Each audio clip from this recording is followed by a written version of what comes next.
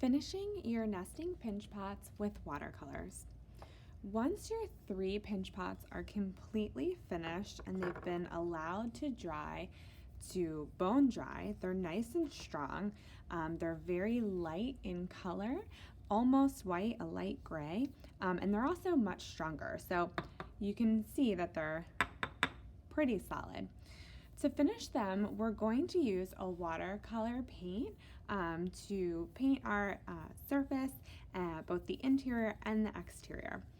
It's a good idea to really thoughtfully plan, so you should have gone back to your sketches and picked some colors and tested them out to see how it turned out. So what I'm going to do is set up my 3 pots, my watercolor paint, a cup of water, and you'll probably want some paper towels. Watercolors sit well on the surface of this clay, and you can kind of use them in a couple ways. So you can really thin out the watercolor to be pretty runny and get a light wash, or you can use less water and kind of almost get a thicker quality, a stickier consistency to the watercolor paint, and you'll see that it goes on a bit more intense. So if you're looking for a more intense color, you're going to want to use less water. So you'll see that the bowl gets a little bit dark again as it gets wet. Once it's dry, the surface is dry from painting it, you might go ahead and do a second or even third coat, or you might use another color over top or in select areas. I'm going to go ahead and continue painting this in yellow, let it dry, and then go over it again to catch some of the high areas to show contrast from the area that I stamped. For my nesting pinch pots, I'm going to do alternating colors, so inside, outside, inside, outside.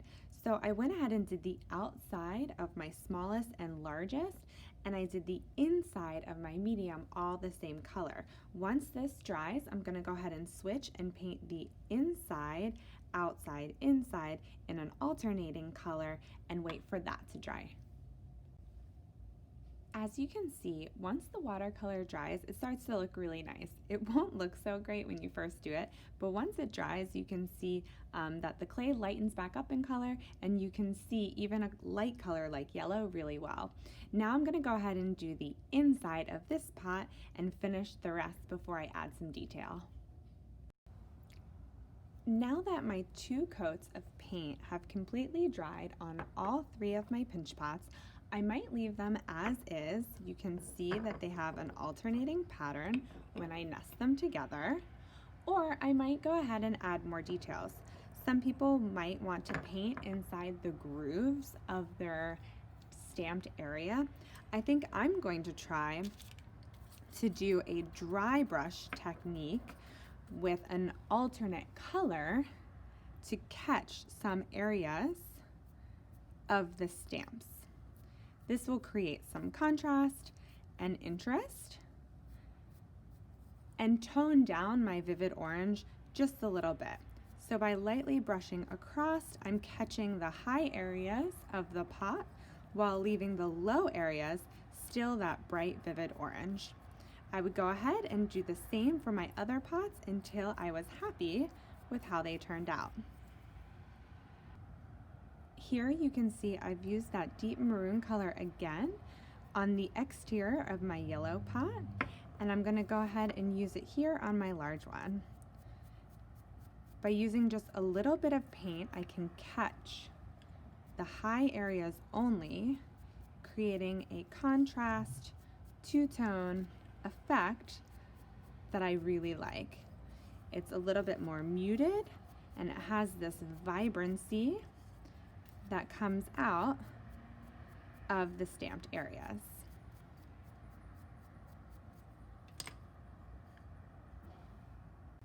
To unify the set, I'm going to go ahead and take that deep maroon color and paint the lip of each one of my pots.